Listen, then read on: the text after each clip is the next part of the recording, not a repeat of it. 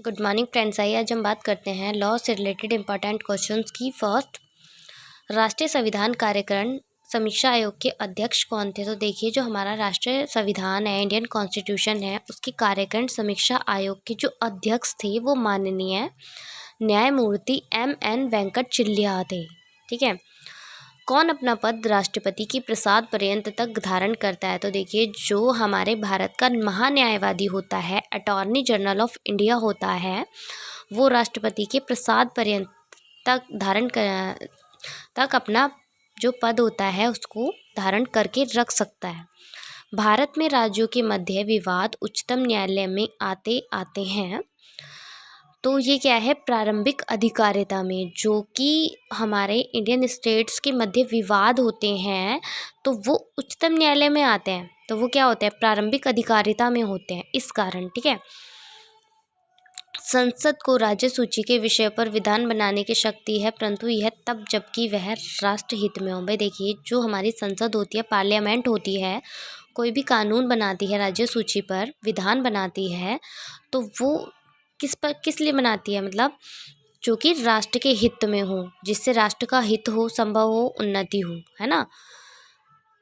जातियों व जनजातियों को अनुसूचित जाति या जनजाति घोषित करने की शक्ति जो होती है, जिस संवैधानिक अधिकारी में विहित होती है, वह कौन होता है? भाई देखिए, नॉर्मल सी बात है, हमारे जो मेन हमारे डिसीजंस होते हैं हमारी जनजातियों के लिए, जाति के लिए, ठीक है, तो वो किसके अकॉर्डिंग लिए जाते हैं? इंडिया के प्रेसिडेंट के अकॉर्डिंग, हमारे भारत के राष्ट्रपति के अनुसार, है ना।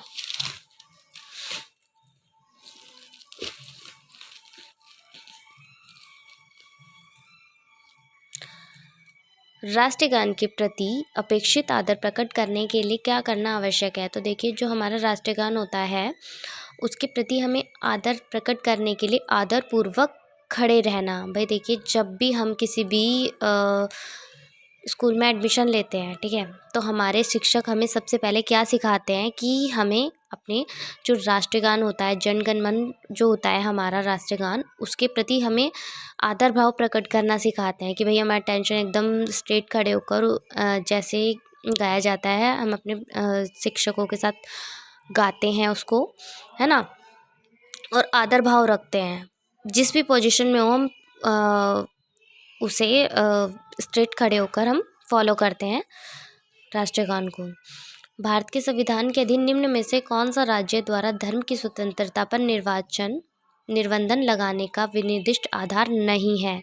तो देखिए, विनिर्दिष्ट आधार नहीं है, क्या नहीं है? सामाजिक न्याय। विधानसभा में विघटित रहने की अवस्था में आर्टिकल 352 के अधीन आपातकालीन उद्घोषणा अनुमोदन अनिवार्य है। भाई देखिए, जब भी हमारे देश में इमरजेंसी लागू की जाती है 352 आर्टिकल के अकॉर्डिंग, जो हमारी आपातकालीन होती है, तो उसमें क्या होता है कि लोकसभा और राज्यसभा के जो सदस्य होते हैं दोनों ही होने चाहिए। उनके सलाह मशवरा होने के पश्चात ही